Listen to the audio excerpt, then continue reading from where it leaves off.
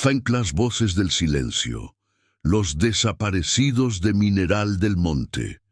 La niebla descendía sobre Mineral del Monte como un sudario gris. Sofía Reyes caminaba apresuradamente por la calle Morelos, después de cerrar su cafetería, el rincón de los recuerdos. Lo único que deseaba era llegar a casa y olvidar la opresión que sentía desde hacía semanas. El pueblo había cambiado. Las conversaciones en su cafetería ya no eran las mismas.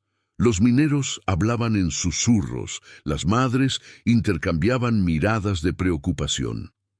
Todo comenzó 3 meses atrás, cuando Javier Mendoza, un periodista de la Ciudad de México que investigaba la reapertura de las minas abandonadas, simplemente desapareció. Una noche cenaba en el restaurante local y la siguiente su habitación estaba vacía. Sus pertenencias seguían allí: laptop, cámara, cartera con dinero. Pero Javier se había esfumado. La policía municipal realizó una investigación superficial. El comandante Ruiz declaró que probablemente había regresado a la ciudad sin avisar. Pero Sofía conocía a la madre de Javier, la señora Elena, que llegó buscando desesperadamente a su hijo, sus ojos hinchados de llorar. Luego vino María Fernanda Cortés, activista ambiental, que había organizado protestas contra Minex Corporation, la compañía minera extranjera. Había dado un discurso memorable en la plaza sobre cómo la minería envenenaba ríos y desplazaba comunidades. Una semana después, no apareció a su reunión. Su teléfono estaba apagado. Su habitación mostraba signos de partida apresurada, pero su bolso y documentos habían desaparecido con ella. Roberto Flores, un abogado que representaba gratuitamente a familias contra la compañía, fue el siguiente. Una mañana, no llegó a su oficina. Su casa estaba en orden excepto su estudio, donde archivos habían sido esparcidos como si alguien buscara algo específico. Su computadora y expedientes sobre el caso habían desaparecido. Su perro Canelo aullaba lastimosamente frente a la puerta. Sofía subió las escaleras a su departamento. Sus manos temblaban al buscar las llaves, no por el frío, sino por el miedo instalado en su estómago. Ella también había comenzado a hacer preguntas, a conectar los puntos que la policía se negaba a ver. Había creado un grupo en su cafetería, reuniones discretas donde compartían información. La semana pasada, un hombre desconocido había entrado justo antes del cierre. Alto, complexión atlética, ojos fríos que escanearon el lugar. Había pedido un café y se sentó observando. Al entregarle la cuenta, sonrió sin calidez y dijo: «Bonito lugar, señorita Reyes. Sería una lástima que algo le pasara». Esa noche apenas durmió. Ahora, al abrir la puerta de su departamento y encender luces, respiró profundo. Dejó su bolso y fue a preparar té. Tomó su laptop y abrió la carpeta con información sobre los desaparecidos. Fotos, cronologías, mapas, entrevistas. Había enviado todo a periódicos de Pachuca y Ciudad de México, pero nadie mostraba interés. «No hay suficiente evidencia», le decían. Su teléfono vibró. Mensaje de número desconocido. «Deja de hacer preguntas, si sabes lo que te conviene». El corazón comenzó a latirle con fuerza. Bloqueó el número y apagó el teléfono. El miedo se había materializado. Esa noche no durmió. Se quedó con todas las luces encendidas, escuchando cada crujido, y mientras la niebla se espesaba, se preguntó si sería la próxima en desaparecer. La mañana llegó gris. Sofía se obligó a abrir la cafetería. Los primeros clientes llegaron después de las 7. Don Esteban, un minero retirado, se sentó en su mesa habitual, pero había algo diferente en él. Sus manos temblaban al levantar la taza. Sus ojos estaban opacos y temerosos. «¿Se encuentra bien, don Esteban?», preguntó Sofía acercándose. El anciano la miró por largo tiempo antes de inclinarse hacia adelante y bajar la voz. «Anoche vi algo, mija. Algo que no debería haber visto». Sofía se sentó frente a él, verificando que nadie más estuviera cerca. ¿Qué vio? Iba caminando de regreso a casa cerca de las 11. Por la calle Independencia, cerca de las Minas Viejas, vi una camioneta negra, grande, vidrios polarizados, estacionada con luces apagadas frente a la mina Guadalupe, la clausurada desde hace 20 años. Me pareció raro. Entonces me detuve escondido. Se detuvo para tomar café, sus manos temblando. Vi a 2 hombres vestidos de negro sacando algo del maletero. Al principio pensé que eran costales, pero vi que era una persona, mija. Estaba envuelta en lona oscura, pero vi un brazo, una mano pálida. Los hombres la cargaron y desaparecieron dentro de la mina. Luego salieron sin la persona, subieron a la camioneta y se fueron. Sofía sintió que la sangre se le helaba en las venas. Vio las placas de la camioneta, pudo ver las caras de los hombres. Don Esteban negó con la cabeza tristemente. Estaba muy oscuro y yo estaba muy lejos. Pero sé lo que vi, mija. Sé que metieron un cuerpo en esa mina y tengo miedo, mucho miedo, porque si me vieron, si saben que yo estaba allí. Le contó esto a la policía. El anciano soltó una risa amarga que sonó más como un sollozo. ¿A la policía? ¿Al comandante Ruiz? Mija, yo no soy tonto. Llevo 70 años viviendo en este pueblo. Sé cómo funcionan las cosas. Sé que cuando hay dinero de por medio, mucho dinero, como el que está trayendo esa compañía minera extranjera, las lealtades cambian. No confío en nadie con uniforme. Por eso vine a decírtelo a ti, porque todo el mundo sabe que tú has estado haciendo preguntas sobre los desaparecidos. Tal vez puedas hacer algo con esta información que yo no puedo. Antes de que Sofía pudiera responder, la puerta de la cafetería se abrió con un tintineo de campanas. Ambos se enderezaron inmediatamente, componiendo sus rostros en expresiones neutrales. Entró la señora Martínez con sus 2 hijos pequeños, saludando alegremente, mientras se dirigía a su mesa favorita. Don Esteban aprovechó el momento para levantarse, dejando dinero de más en la mesa. «Ten cuidado, mija», susurró antes de salir, su mano deteniéndose brevemente en el hombro de Sofía. «Este pueblo ya no es lo que era. Hay ojos en todas partes y oídos que escuchan todo. Confía en tu instinto, y si algo se siente mal, no lo ignores. Tu vida puede depender de ello».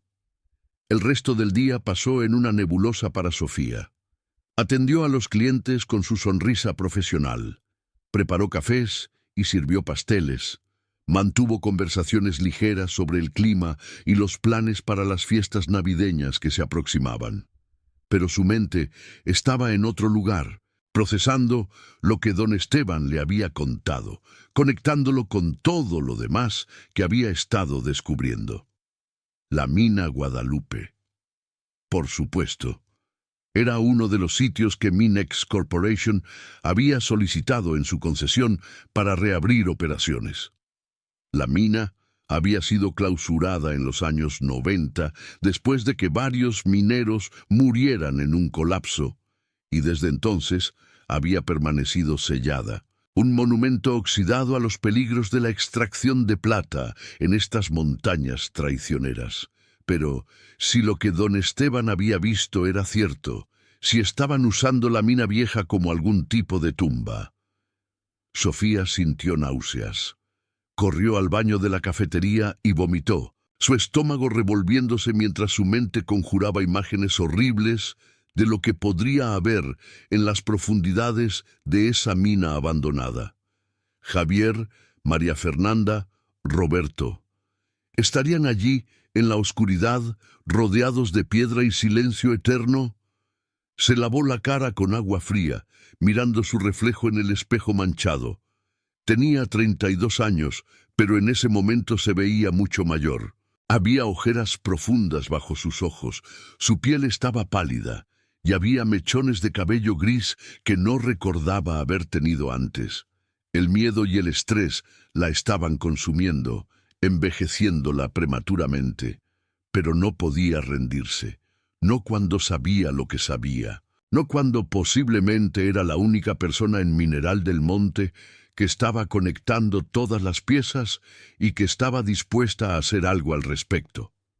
Pensó en la señora Elena, todavía buscando a su hijo Javier, poniendo carteles con su foto en cada poste de luz de la región. Pensó en doña Guadalupe, rezando cada noche por el regreso de su sobrina María Fernanda. Pensó en la señora Benítez, manteniendo abierto el bufete de Roberto Flores, en la esperanza de que algún día él volvería a cruzar esa puerta. Esas familias merecían respuestas, merecían justicia, y si el gobierno local no iba a dársela, entonces Sofía tendría que encontrar otra manera. Esa tarde, Sofía condujo hacia Pachuca. Necesitaba hablar con alguien fuera del alcance de Mineral del Monte. Conocía a Mónica Delgado, periodista de investigación que había publicado artículos sobre corrupción gubernamental y desapariciones forzadas. Al llegar a las oficinas de El Sol de Hidalgo, Mónica la recibió con preocupación. «Te ves terrible. ¿Qué pasó?» Sofía le contó todo. Los desaparecidos, las conexiones con Minex Corporation, el mensaje amenazante, lo que don Esteban había visto. Mónica tomaba notas, su expresión cada vez más seria. «Esto es grave, Sofía. Suena a desapariciones forzadas vinculadas a intereses económicos. He cubierto casos similares en Guerrero y Michoacán. Siempre hay complicidad de autoridades locales. ¿Qué puedo hacer? No puedo ir a la policía, no confío en ellos. Tengo miedo», dijo Sofía. Mónica se quitó los lentes. «Necesito que me des todo lo que tienes. Voy a comenzar mi investigación desde aquí. Tengo contactos en la Comisión Nacional de Búsqueda y en organizaciones de derechos humanos, pero necesitas ser extremadamente cuidadosa. No vuelvas a esa mina sola y considera irte del pueblo hasta que podamos hacer públicas estas denuncias». Sofía asintió, limpiándose las lágrimas con el dorso de la mano. «Entiendo, pero no puedo irme todavía. Tengo un negocio que mantener, y si huyo ahora, parecerá como si tuviera algo que esconder. Además, hay familias en Mineral del Monte que dependen de mí, que confían en mí. No puedo abandonarlas». «Eres muy valiente o muy tonta», dijo Mónica con una sonrisa triste. «Probablemente ambas cosas, pero te admiro por eso. Solo prométeme que vas a tener cuidado. Varía tus rutas. No estés sola en lugares aislados. Dile a alguien de confianza siempre dónde vas a estar. Y mantén tu teléfono cargado y conmigo en marcación rápida». Pasaron las siguientes 2 horas revisando toda la información que Sofía había recopilado, con Mónica haciendo preguntas específicas, buscando inconsistencias, verificando datos. Era claro que la periodista sabía lo que hacía, que había desarrollado una metodología rigurosa después de años de investigar historias peligrosas. Cuando terminaron, Mónica tenía varias páginas llenas de notas y había copiado todos los archivos del laptop de Sofía a una memoria USB que guardó en su bolso. «Voy a comenzar a trabajar en esto mañana mismo», prometió Mónica mientras acompañaba a Sofía de vuelta a su coche. «Te mantendré informada de cualquier progreso. Y Sofía, gracias por traerme esto. Sé que no fue fácil para ti conducir hasta acá y revivir todo esto, pero estás haciendo lo correcto. Estas familias merecen saber qué les pasó a sus seres queridos». El viaje de regreso a Mineral del Monte fue aún más tenso que el de ida. La noche había caído completamente, y la carretera serpenteaba a través de la montaña, como una cinta oscura, iluminada solo por los faros del Tsuru. La niebla era tan espesa que Sofía apenas podía ver más allá de unos metros frente a ella. Conducía despacio, con todos sus sentidos en alerta máxima. Estaba a mitad de camino cuando notó los faros en su espejo retrovisor. Un vehículo se había colocado detrás de ella, siguiéndola a una distancia constante. Al principio, Sofía intentó convencerse de que solo era otro conductor regresando a Mineral del Monte o a alguno de los pueblos cercanos. Pero cuando redujo la velocidad, el vehículo detrás también lo hizo. Cuando aceleró ligeramente, el otro también aceleró, manteniendo siempre la misma distancia. El miedo se apoderó de Sofía como una garra fría, apretando su corazón. ¿Era la camioneta negra? ¿La estaban siguiendo? Con manos temblorosas, alcanzó su teléfono en el asiento del copiloto y lo desbloqueó, lista para llamar al número de emergencias, aunque una parte de ella se preguntaba si eso haría alguna diferencia. Los faros detrás se hicieron más brillantes.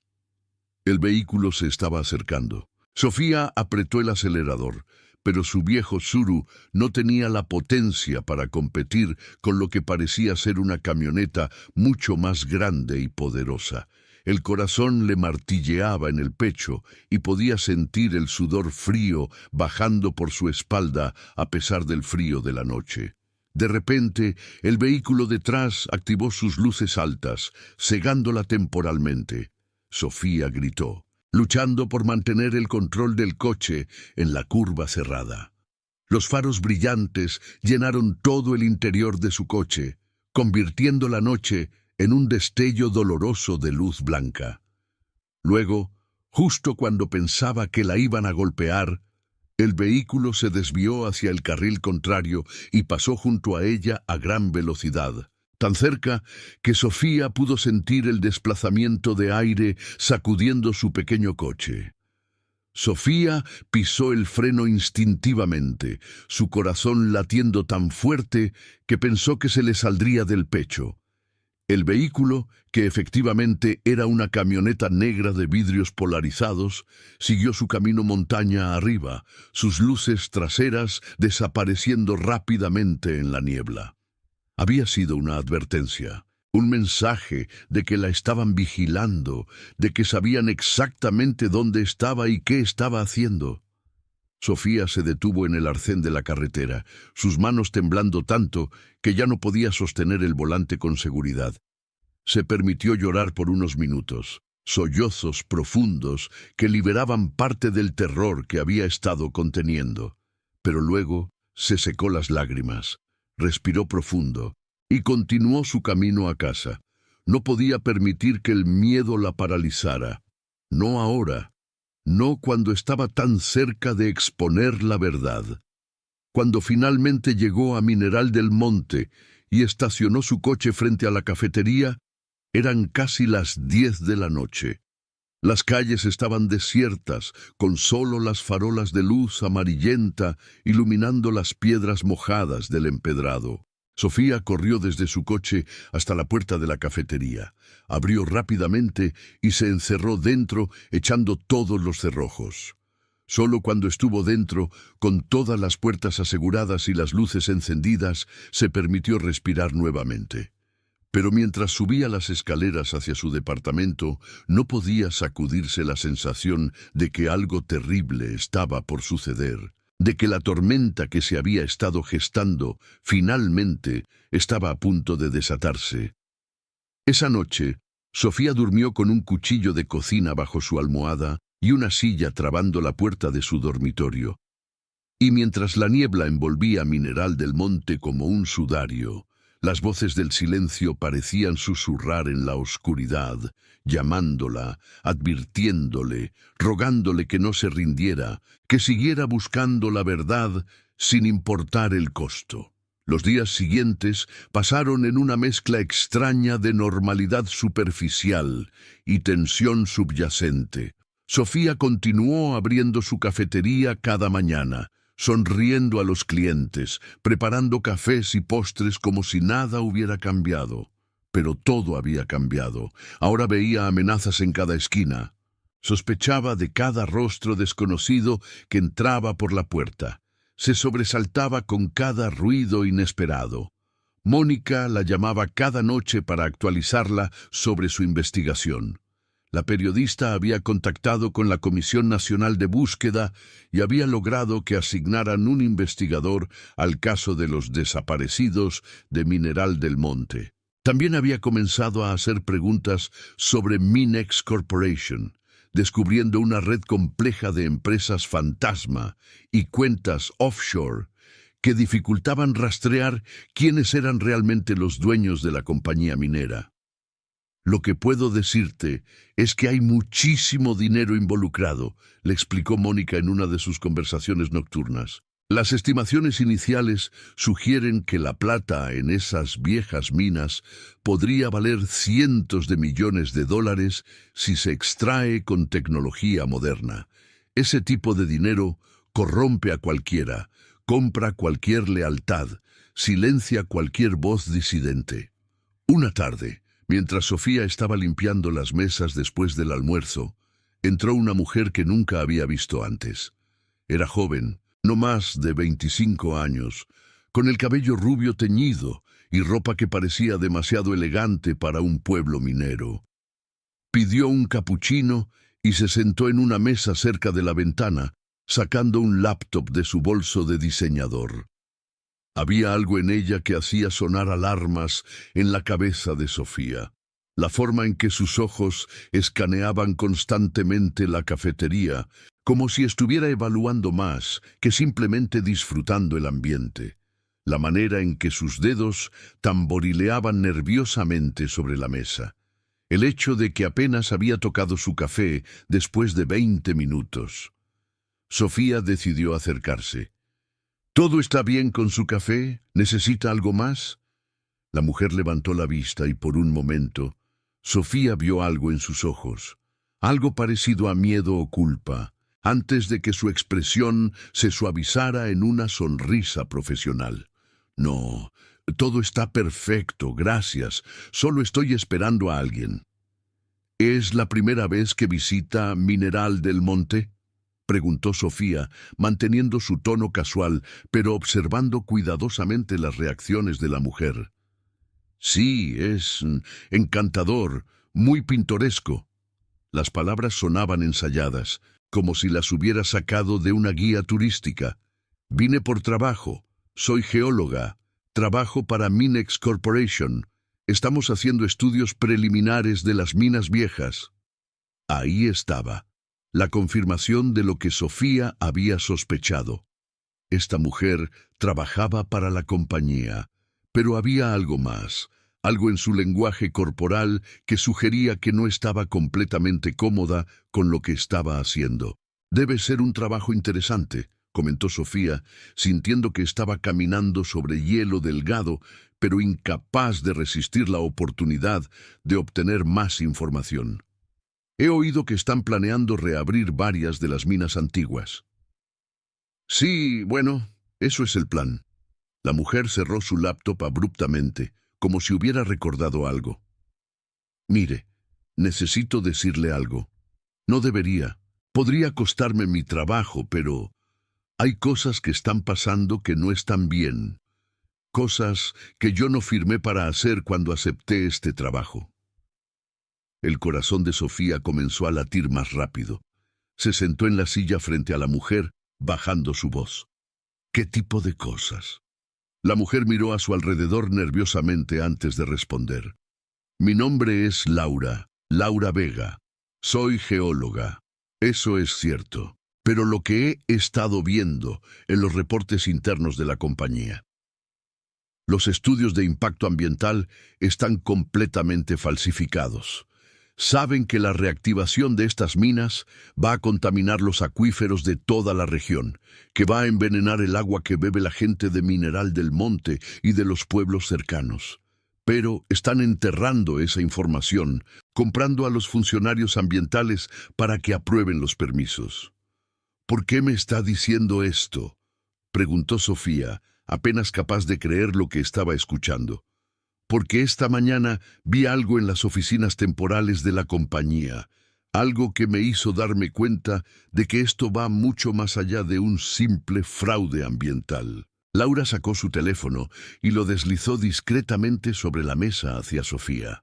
En la pantalla había una foto de un documento, borrosa pero legible. Era un correo electrónico interno de Minex Corporation, y lo que decía hizo que se le helara la sangre a Sofía. El correo discutía el manejo de problemas locales y mencionaba específicamente los nombres de Javier Mendoza, María Fernanda Cortés y Roberto Flores, junto con las fechas de sus desapariciones. No decía explícitamente qué les había pasado, pero había una línea que decía: los obstáculos identificados han sido removidos con éxito. No se anticipan más retrasos en la obtención de permisos. Dios mío, susurró Sofía sintiendo que el mundo se tambaleaba a su alrededor. Esto es evidencia de que la compañía está detrás de los desaparecidos. Sé que lo es, dijo Laura, su voz temblorosa. Por eso tengo que salir de aquí. Voy a renunciar mañana y regresar a Monterrey. Pero pensé que usted debería saber. He oído en el pueblo que usted ha estado haciendo preguntas sobre los desaparecidos, que se preocupa por lo que está pasando. Tome esa foto, úsela como pueda. Yo voy a enviar copias a algunas ONG ambientales también, pero cuantas más personas tengan esta información, mejor. ¿Por qué arriesgar su trabajo, su seguridad para decirme esto? Laura la miró con ojos llenos de lágrimas no derramadas. Porque yo también tengo hermanos, Sofía. Tengo familia. Y si alguien les hiciera daño y nadie hablara, si todos se quedaran callados por miedo o por dinero, nunca me lo perdonaría. Esta gente, Minex, están matando personas por dinero, asesinando a quien se interponga en su camino. Eso no es desarrollo económico ni creación de empleos, es terrorismo corporativo, y no voy a ser cómplice de ello. Antes de que Sofía pudiera responder, la puerta de la cafetería se abrió y entró el hombre que Sofía había visto días atrás, el de complexión atlética y ojos fríos. Laura se puso pálida inmediatamente, guardando su teléfono y levantándose rápidamente de la mesa. «Tengo que irme», murmuró, dejando dinero en la mesa y dirigiéndose hacia la puerta. Pero el hombre le bloqueó el paso, sonriendo de esa manera que no alcanzaba sus ojos. «Ingeniera Vega, qué coincidencia encontrarla aquí. El ingeniero Sánchez la está buscando. Necesita que regrese a la oficina de inmediato. Yo solo estaba tomando un café». «Ya voy», balbuceó Laura, intentando pasar junto a él. El hombre no se movió. «Ahora, ingeniera, es urgente».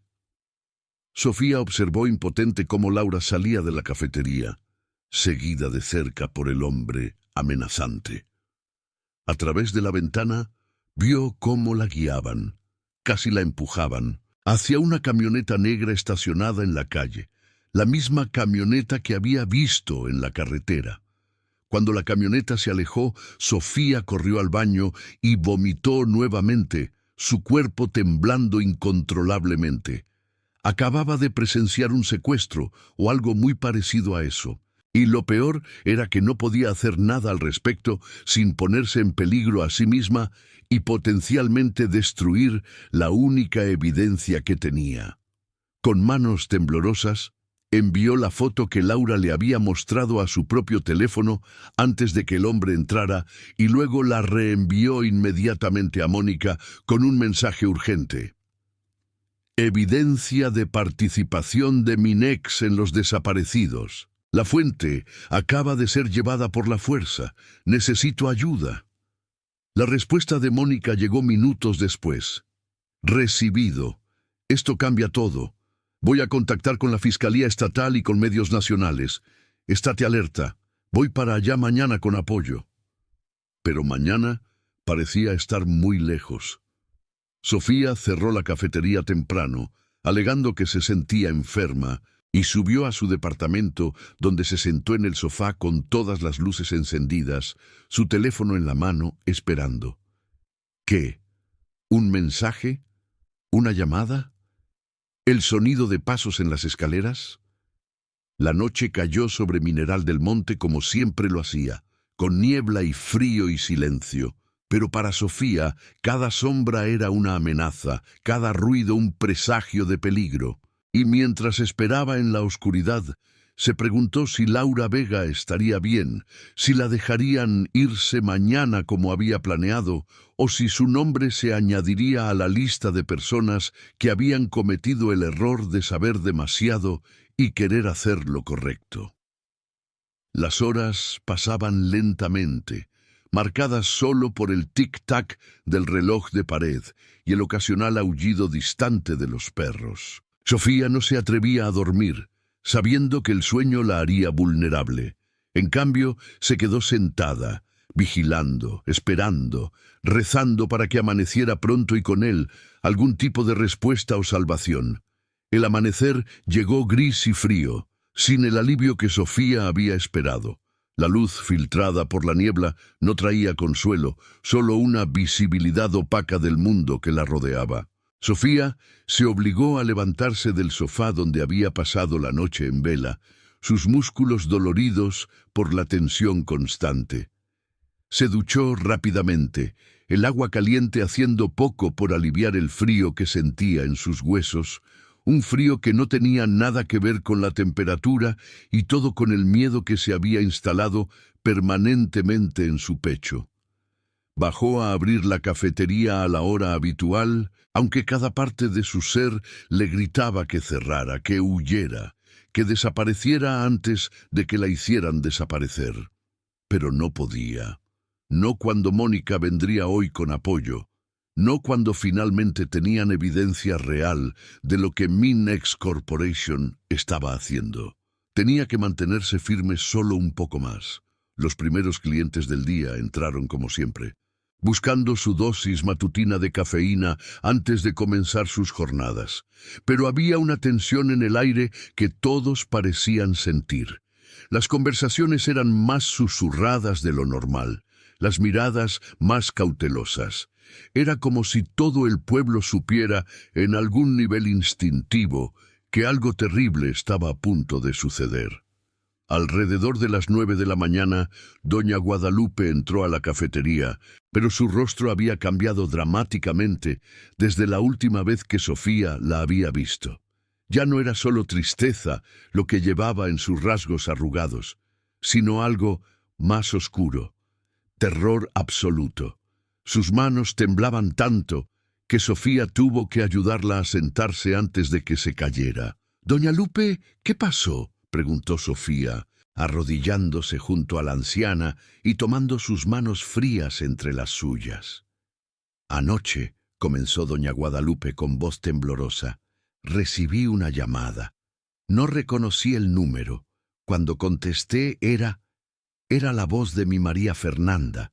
Estaba llorando, gritando, diciendo que la ayudara, que tenía mucho miedo». La anciana se quebró en sollozos, pero luego la llamada se cortó, y cuando intenté devolverla, el número ya no existía. No sé si fue real, si realmente escuché su voz, o si mi mente me está jugando trucos crueles. Sofía sintió que se le revolvía el estómago.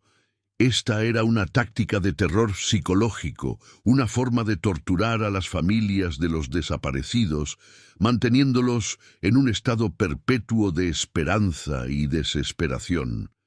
Le contó a la policía. Doña Guadalupe soltó una risa amarga. «Fui esta mañana temprano a la comisaría. El comandante Ruiz me dijo que probablemente fue una broma de mal gusto, que hay gente cruel que se aprovecha del dolor ajeno. Me dijo que dejara de buscar fantasmas y que aceptara que mi sobrina simplemente se fue». La anciana agarró la mano de Sofía con fuerza sorprendente. «Pero yo sé que no fue una broma, mija. Era su voz. Mi niña está viva en algún lugar, sufriendo, y nadie va a ayudarme a encontrarla». «Yo la voy a ayudar», prometió Sofía, aunque no sabía cómo cumpliría esa promesa. «Hay gente investigando lo que está pasando aquí, periodistas, autoridades federales. No está sola en esto, doña Lupe. Le juro que vamos a encontrar respuestas». La anciana se fue poco después, un poco más consolada, pero aún cargando el peso insoportable de su dolor. Sofía se quedó detrás del mostrador, su mente trabajando a toda velocidad. Si María Fernanda estaba viva, si había podido hacer esa llamada, entonces tal vez los otros también lo estaban. Tal vez no era demasiado tarde, pero eso también significaba que estaban siendo retenidos en algún lugar, posiblemente siendo torturados, definitivamente sufriendo. Su teléfono vibró con un mensaje de Mónica. Llegando a Mineral del Monte en 30 minutos. Traigo a un agente de la Fiscalía Estatal y a un reportero de Animal Político. ¿Lugar seguro para reunirnos? Sofía respondió rápidamente. Mi cafetería. Cerraré al público cuando lleguen. Los siguientes 30 minutos pasaron con agonizante lentitud. Sofía servía cafés mecánicamente, su mente en otro lugar, ensayando lo que iba a decir, organizando mentalmente toda la información que había recopilado. Cuando finalmente vio el coche de Mónica estacionarse frente a la cafetería, seguido por otro vehículo oficial, sintió una mezcla de alivio y aprensión. Mónica entró primero, acompañada de un hombre de traje que se presentó como el agente Miguel Herrera de la Fiscalía especializada en desapariciones, y una mujer joven con una grabadora que se identificó como Carolina Mendoza, reportera de investigación. Sofía cerró la puerta de la cafetería, volteó el letrero a cerrado y corrió las cortinas de las ventanas antes de guiar al grupo hacia la trastienda donde podrían hablar con privacidad. Durante las siguientes 2 horas, Sofía les contó todo. El agente Herrera tomaba notas detalladas, haciendo preguntas específicas sobre fechas, lugares, nombres.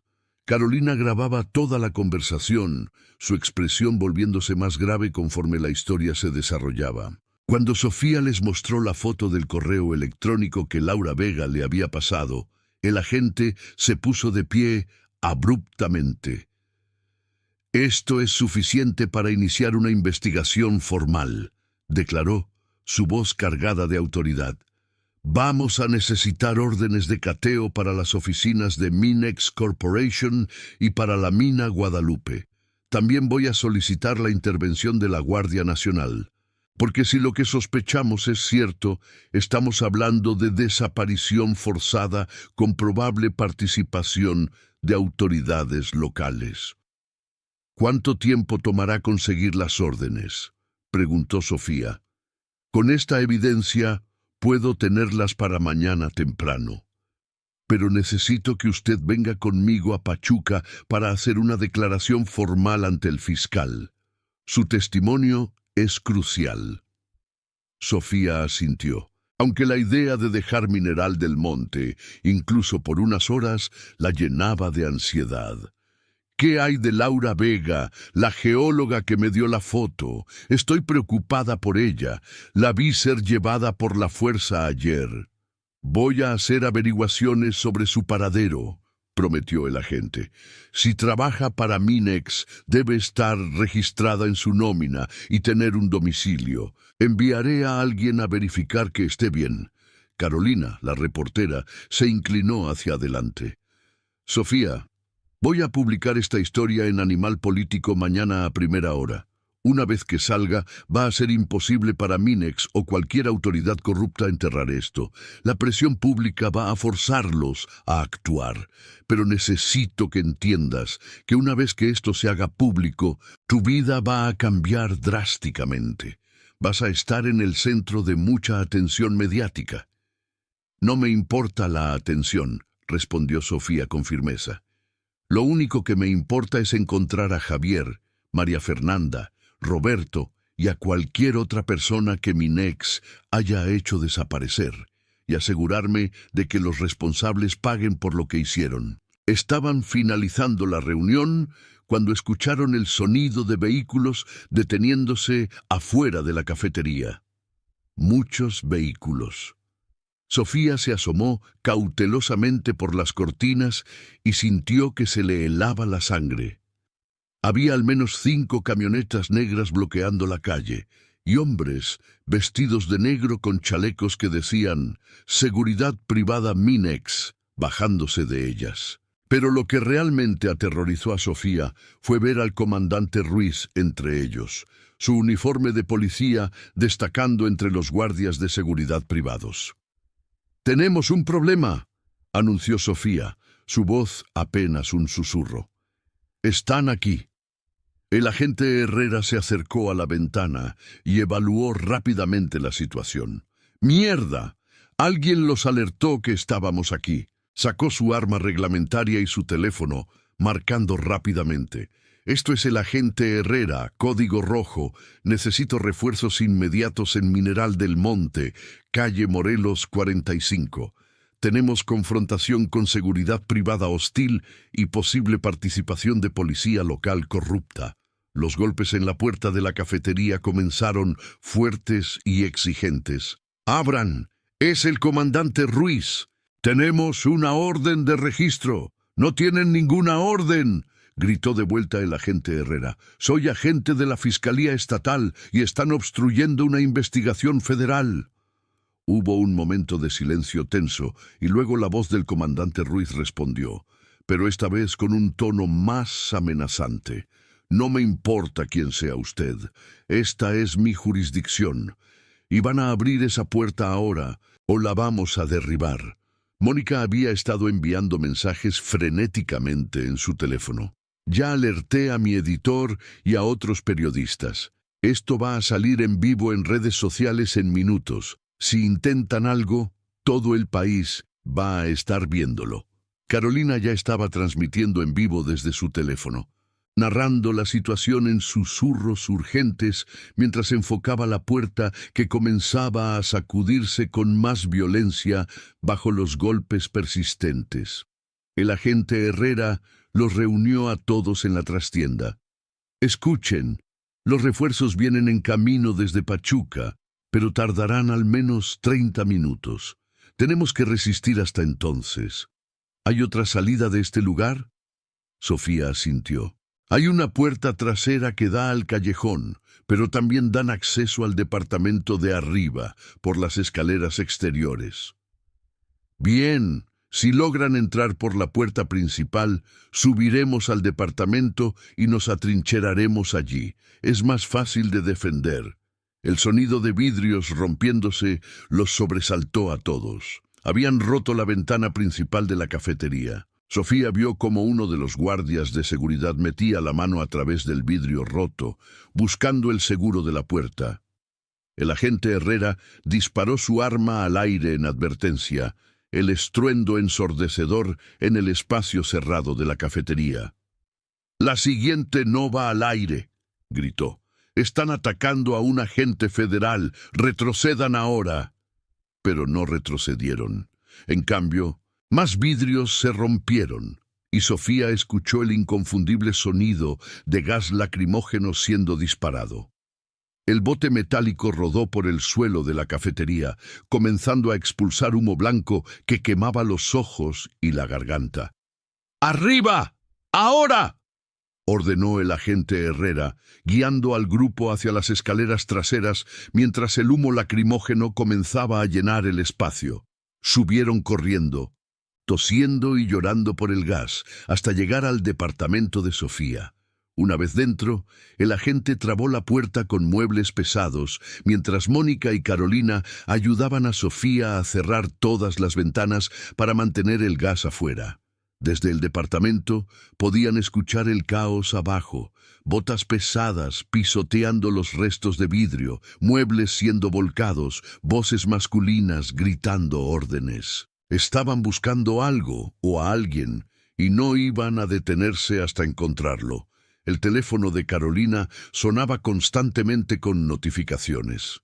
«La transmisión en vivo está explotando», informó, su voz temblorosa por la adrenalina. «Ya tiene más de 50.000 vistas. Los hashtags Mineral del Monte y Daminex Corrupción son tendencia nacional. Hay reporteros en camino desde la Ciudad de México». «Bien», dijo el agente Herrera recargando su arma. «Mientras más ojos tengamos sobre esto, mejor. pero prepárense, porque van a intentar subir aquí, y cuando lo hagan, esto puede ponerse muy feo. Sofía se sentó en el suelo, su espalda contra la pared, tratando de controlar su respiración acelerada. Todo había escalado tan rápidamente. Hace apenas unas semanas, ella solo era una dueña de cafetería tranquila, viviendo su vida en un pueblo minero pintoresco. Ahora estaba literalmente bajo sitio, con guardias de seguridad privados y policías corruptos tratando de entrar a su casa, posiblemente para silenciarla permanentemente. Los golpes en la puerta del departamento comenzaron, igual de violentos que los de abajo. «Sabemos que están ahí. Salgan con las manos arriba. ¡Tengo todo en video!», gritó Carolina hacia la puerta. 50,000 personas están viendo esto en vivo. Si nos hacen algo, todo México va a saber que fueron ustedes. Hubo un silencio tenso, y luego escucharon voces discutiendo en el pasillo. Aparentemente, la transmisión en vivo estaba teniendo el efecto deseado. No podían simplemente irrumpir y hacer lo que quisieran sin consecuencias, no cuando miles de ojos estaban observando cada movimiento. El teléfono del agente Herrera sonó. «Herrera». «Sí». «¿En serio?». «Gracias a Dios». Colgó y se volvió hacia el grupo con una expresión de alivio. «Acaba de llegar la Guardia Nacional. 2 convoyes desde Pachuca. Los de Minex están retrocediendo». Desde la ventana, Sofía pudo ver el caos en las calles abajo. Las camionetas negras intentaban huir, pero vehículos militares las bloqueaban. Guardias nacionales con uniformes verdes y armas automáticas estaban tomando control de la situación, esposando a los guardias de seguridad de Minex y, para sorpresa y satisfacción de Sofía, también al comandante Ruiz. La pesadilla inmediata había terminado, pero Sofía sabía que esto era solo el comienzo. La verdadera batalla por justicia apenas comenzaba. Las siguientes horas fueron un torbellino de actividad. La Fiscalía Estatal, ahora con el respaldo de la Guardia Nacional y la atención de medios nacionales, ejecutó simultáneamente órdenes de cateo en las oficinas de Minex Corporation y en la mina Guadalupe. Sofía, junto con Mónica y Carolina, fue trasladada a Pachuca bajo protección armada para hacer su declaración formal, mientras que equipos forenses se desplegaban por todo Mineral del Monte. Lo que encontraron en la mina Guadalupe confirmaría las peores sospechas y al mismo tiempo, milagrosamente, traería un destello de esperanza. El agente Herrera llamó a Sofía esa noche para darle las noticias, su voz cargada de emoción contenida. «Los encontramos», dijo simplemente. «Los encontramos vivos». Sofía se derrumbó llorando al escuchar estas palabras. ¿Todos? ¿Javier, María Fernanda, Roberto? Los 3, más 2 personas adicionales que ni siquiera sabíamos que habían desaparecido. Laura Vega, la geóloga, y un trabajador de Minex que aparentemente había amenazado con reportar irregularidades. Estaban siendo retenidos en una sección sellada de la mina en condiciones deplorables. Están deshidratados, malnutridos y han sido claramente traumatizados, pero están vivos. «Gracias a Dios», sollozó Sofía. «Gracias a Dios». «Hay más», continuó el agente. «En las oficinas de Minex encontramos archivos completos de su operación. No solo documentación sobre los desaparecidos, sino evidencia de un esquema masivo de corrupción que involucraba a funcionarios estatales y municipales. Estamos hablando de sobornos por millones de pesos, contratos fraudulentos, estudios ambientales falsificados. Esto va a explotar en un escándalo nacional». Durante los días siguientes, la historia de Mineral del Monte dominó los titulares de todo México. Las imágenes de Javier, María Fernanda, Roberto, Laura y el otro trabajador siendo sacados de la mina y llevados a ambulancias circularon en todos los noticieros. Las familias reunidas con sus seres queridos desaparecidos Lloraron en cámaras de televisión, sus lágrimas de alegría mezcladas con el dolor de lo que habían sufrido. El comandante Ruiz y varios oficiales de la policía municipal fueron arrestados y acusados de secuestro, desaparición forzada y asociación delictuosa. Los ejecutivos de Minex Corporation enfrentaron cargos similares, con órdenes de aprehensión internacionales, emitidas para aquellos que habían huido del país. El gobernador de Hidalgo, cuyo nombre apareció repetidamente en los archivos de sobornos, renunció bajo presión pública masiva. Pero quizás lo más significativo fue el movimiento que surgió de todo esto.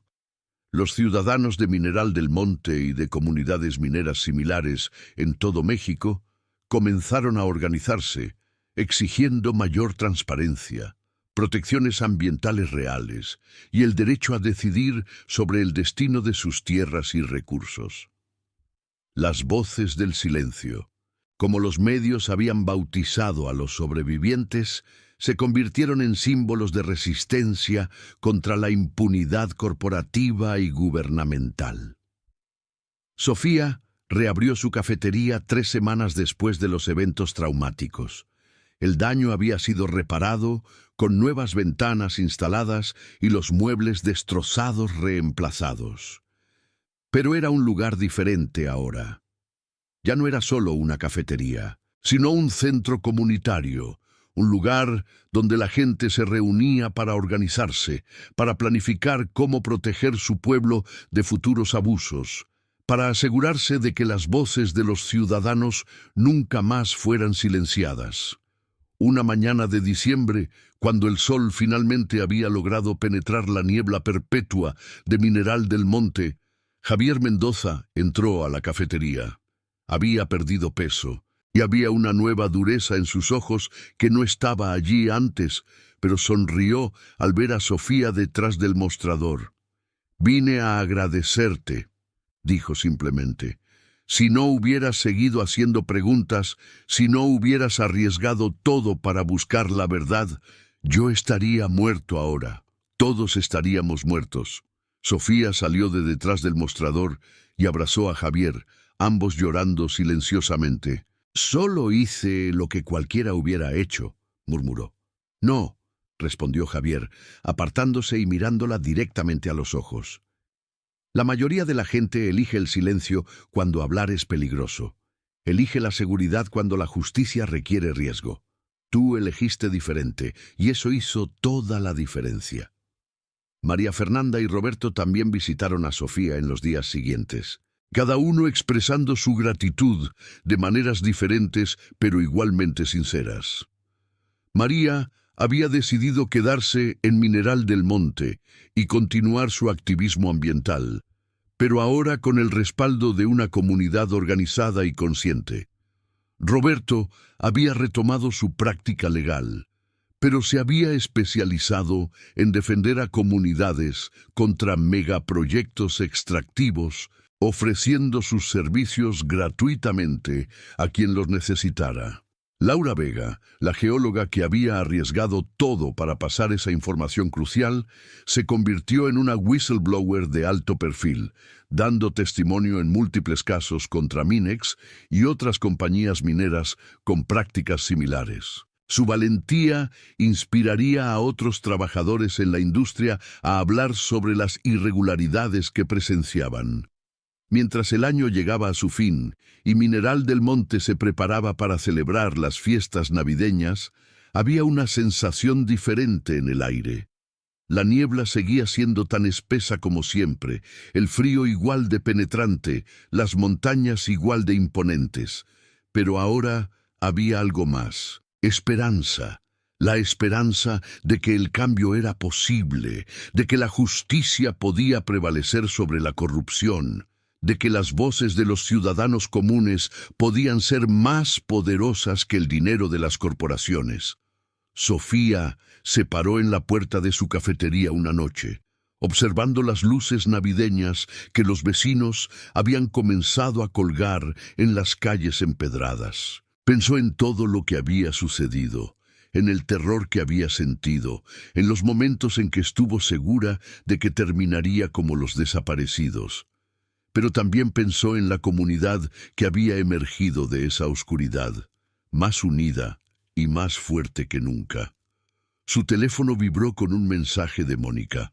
El artículo sobre Mineral del Monte acaba de ganar el Premio Nacional de Periodismo. No lo hubiera logrado sin ti. Gracias por tu valor. Sofía sonrió, guardando el teléfono en su bolsillo. No había hecho nada de esto por reconocimiento o premios. Lo había hecho porque era lo correcto, porque permanecer en silencio mientras otros sufrían era inaceptable, porque creía profundamente que cada vida importaba y que cada voz merecía ser escuchada. Mientras cerraba la cafetería esa noche y subía a su departamento, Sofía se dio cuenta de algo fundamental. El verdadero terror no estaba en la niebla o en las montañas o incluso en los hombres violentos que habían tratado de silenciarla. El verdadero terror estaba en la posibilidad de perder nuestra humanidad, de volvernos tan cínicos o tan temerosos que dejáramos de luchar por lo que es justo. Pero Mineral del Monte había demostrado que incluso en los lugares más pequeños, incluso cuando los poderosos parecían invencibles, la verdad podía emerger y la justicia podía prevalecer. No siempre fácilmente, no sin sacrificio, pero podía suceder. Y esa posibilidad, esa chispa de esperanza, era suficiente para iluminar incluso la niebla más oscura. En los meses que siguieron, Mineral del Monte se convirtió en un símbolo nacional de resistencia comunitaria. Delegaciones de otros pueblos mineros venían a aprender de su experiencia, a entender cómo habían logrado organizarse y defender sus derechos. La cafetería de Sofía se transformó en un centro de capacitación informal, donde se compartían estrategias legales, se enseñaban técnicas de documentación y se fortalecían lazos de solidaridad que se extendían por todo el país. Pero no todo fue fácil. Minex Corporation, aunque severamente dañada por el escándalo, intentó reconstruir su imagen y continuar operaciones en otras partes de México bajo diferentes nombres corporativos. Los ejecutivos arrestados contrataron abogados caros y comenzaron batallas legales prolongadas tratando de evitar sentencias de prisión. Y siempre había el miedo latente de que pudieran intentar vengarse de quienes los habían expuesto. Una tarde de marzo, casi 4 meses después del rescate, Sofía recibió una visita inesperada. Era don Esteban, el anciano minero retirado que le había contado sobre lo que vio aquella noche cerca de la mina Guadalupe. Pero esta vez venía acompañado de otros 5 mineros retirados, hombres con rostros curtidos por décadas de trabajo bajo tierra y ojos que habían visto la historia de Mineral del Monte desarrollarse a lo largo de generaciones. «Mija, tenemos algo importante que contarte», comenzó don Esteban, su voz grave y seria. «Hemos estado hablando entre nosotros, los viejos del pueblo, los que llevamos aquí desde que las minas eran propiedad de familias locales y no de corporaciones extranjeras. Y hemos decidido que es hora de contar toda la verdad». Sofía les sirvió café y se sentó con ellos sintiendo que estaba a punto de escuchar algo significativo. Durante las siguientes horas, los ancianos le contaron una historia que iba mucho más atrás que Minex Corporation. Le hablaron de cómo, durante décadas, había habido un patrón de desapariciones en Mineral del Monte y pueblos mineros cercanos, siempre correlacionando con la llegada de nuevas compañías mineras o con expansiones de operaciones existentes. No era tan obvio como ahora, explicó don Esteban. A veces pasaban años entre desapariciones. Un activista aquí, un líder sindical allá, un abogado que hacía demasiadas preguntas. Siempre se explicaba como accidentes o como gente que simplemente se fue. Pero nosotros sabíamos. Los que hemos vivido aquí toda la vida sabíamos que había un patrón. ¿Por qué nunca dijeron nada?, preguntó Sofía, aunque creía conocer la respuesta. Uno de los otros ancianos, don Fermín, respondió con tristeza en su voz. Porque teníamos miedo, porque éramos solo trabajadores pobres contra gente con mucho dinero y poder, porque nuestras familias dependían de los trabajos en las minas, y hablar significaba perder esos trabajos. Porque vimos lo que le pasaba a los que hablaban, y elegimos el silencio para sobrevivir. Pero tu valor nos ha dado valor, continuó don Esteban. Ver a una mujer joven, sin protecciones, sin dinero, sin poder, enfrentarse a toda esa maquinaria corrupta, nos hizo avergonzarnos de nuestro propio silencio. Así que hemos decidido romperlo. Vamos a testificar sobre todo lo que sabemos, todo lo que hemos visto durante décadas. Y vamos a asegurarnos de que las nuevas generaciones entiendan que nunca más pueden elegir el silencio cómplice. Esta nueva información abrió líneas de investigación completamente nuevas. El agente Herrera, que ahora lideraba una unidad especial de la Fiscalía dedicada a desapariciones relacionadas con proyectos extractivos, comenzó a exhumar casos fríos que databan de los años 70 y 80. Se descubrieron más cuerpos en minas abandonadas. Más familias finalmente obtuvieron respuestas sobre el destino de sus seres queridos. Cada descubrimiento era doloroso. Cada exhumación un recordatorio del terrible costo del silencio. Pero también era catártico. Era justicia retrasada, pero finalmente llegando. Era una sociedad empezando a confrontar verdades incómodas que había ignorado durante demasiado tiempo. Para junio, Minex Corporation se declaró en bancarrota en México, vendiendo sus activos a precio de remate y retirándose completamente del país.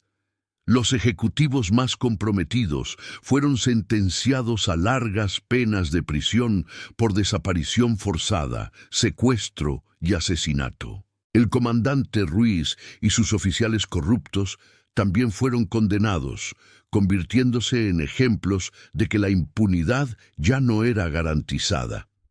Pero más importante que los castigos individuales era el cambio sistémico que comenzaba a tomar forma. El Congreso aprobó nuevas leyes de transparencia para proyectos extractivos, requiriendo consultas genuinas con comunidades afectadas y estudios ambientales independientes.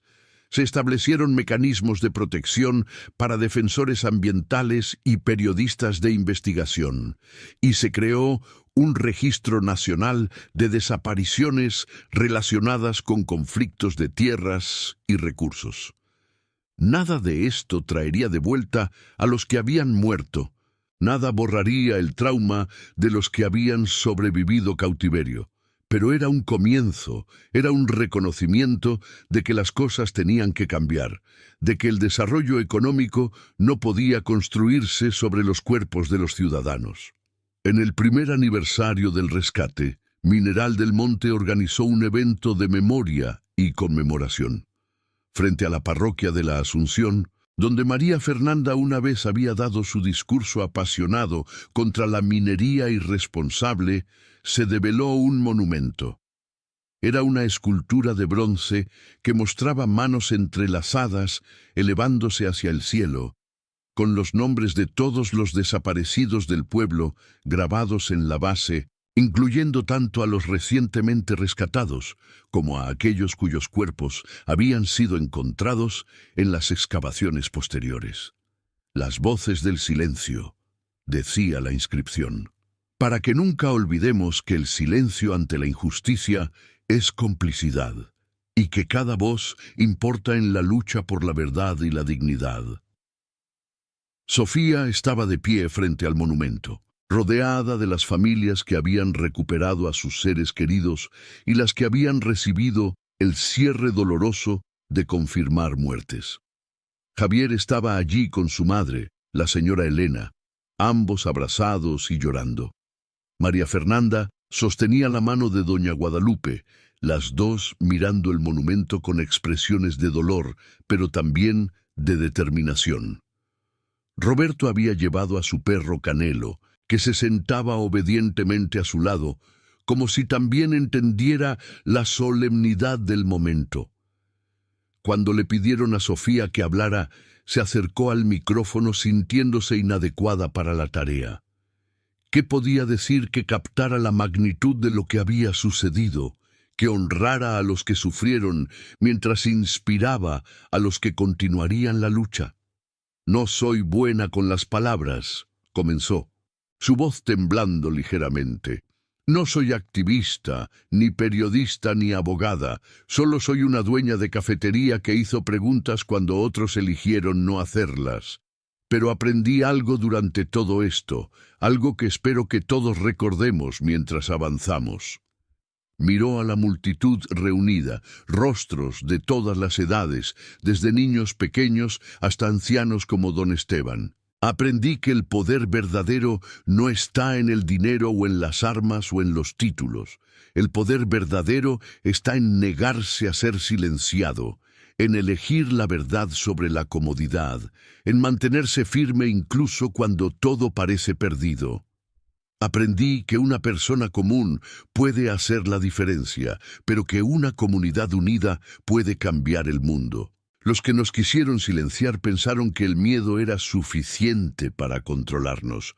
Pensaron que mientras mantuvieran sus crímenes ocultos, mientras nadie hablara, podrían continuar su explotación indefinidamente. Pero se equivocaron. Subestimaron el valor de madres buscando a sus hijos, de familias negándose a olvidar, de una comunidad decidida a defender su dignidad y sus derechos. Sofía señaló al monumento detrás de ella.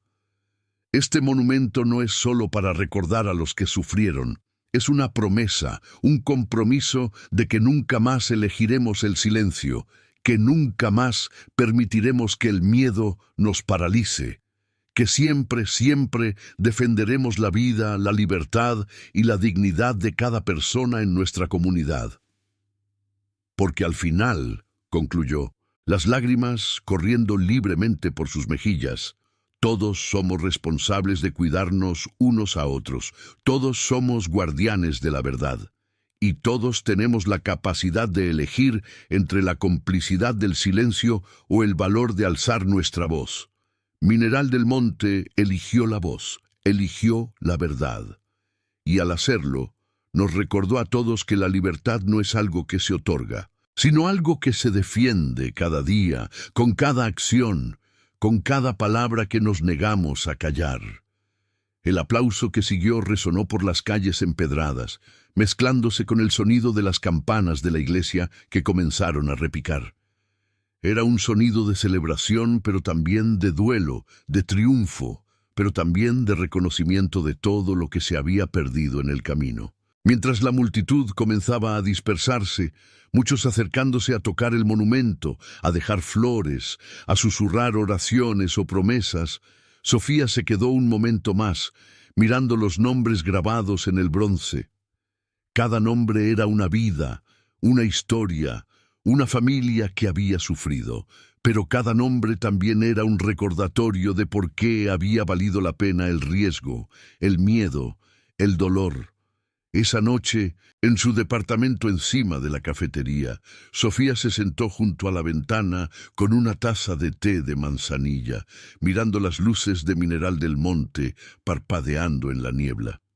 El pueblo se veía igual que siempre en la superficie, las mismas calles empedradas, las mismas casas coloniales, las mismas montañas imponentes, pero todo había cambiado en formas que no se podían ver, pero se podían sentir. Había una nueva confianza en la forma en que la gente caminaba por las calles. Había una nueva apertura en las conversaciones, una nueva disposición a hacer preguntas y exigir respuestas. Había una nueva comprensión de que juntos, como comunidad, eran más fuertes que cualquier corporación o autoridad corrupta. Sofía pensó en todas las personas que habían contribuido a este cambio, desde don Esteban, quien tuvo el valor de contar lo que vio, hasta Laura Vega, quien arriesgó su carrera para pasar información crucial, hasta Mónica y Carolina, quienes usaron sus plataformas para amplificar la verdad, hasta el agente Herrera, quien eligió hacer su trabajo con integridad a pesar de las presiones. Había sido un esfuerzo colectivo, cada persona agregando su pieza al rompecabezas hasta que la imagen completa emergió. Su teléfono vibró con un mensaje de María Fernanda. Gracias por el discurso de hoy. Me hiciste llorar y reír al mismo tiempo. ¿Café mañana? Tengo una idea para un nuevo proyecto comunitario que quiero discutir contigo. Sofía sonrió mientras respondía que sí. La lucha nunca terminaba realmente. Siempre habría nuevos desafíos, nuevas amenazas, nuevas batallas por la justicia y la dignidad. Pero ahora Mineral del Monte estaba preparado, fortalecido por la experiencia, unido por lazos de solidaridad que habían sido forjados en el fuego de la adversidad. Mientras se preparaba para dormir, Sofía se dio cuenta de que ya no tenía pesadillas sobre desapariciones o camionetas negras persiguiéndola en carreteras neblinosas. El miedo, que había dominado su vida durante meses, se había transformado en algo diferente, algo más parecido a determinación vigilante. Sabía que el peligro siempre estaría presente, que los intereses poderosos nunca dejarían de intentar explotar y controlar. Pero también sabía que mientras hubiera personas dispuestas a resistir, a hablar, a luchar, la libertad tenía una oportunidad. La niebla de Mineral del Monte seguiría siendo espesa, el frío de la sierra seguiría siendo penetrante, las montañas seguirían siendo imponentes. Pero las voces del silencio habían sido liberadas y resonaban ahora con la fuerza de una comunidad que había aprendido, dolorosamente pero definitivamente, que el silencio nunca más sería una opción. Que la libertad se construía con valor, con verdad, con la disposición a defender lo correcto incluso cuando era peligroso hacerlo. Y en ese pequeño pueblo minero de Hidalgo, entre la niebla y las montañas, una cafetería continuaba sirviendo café a sus clientes, pero también servía algo mucho más importante, un recordatorio diario de que cada persona tiene poder, que cada voz importa y que juntos, unidos por el compromiso con la verdad y la justicia, podían enfrentar cualquier oscuridad y emerger hacia la luz.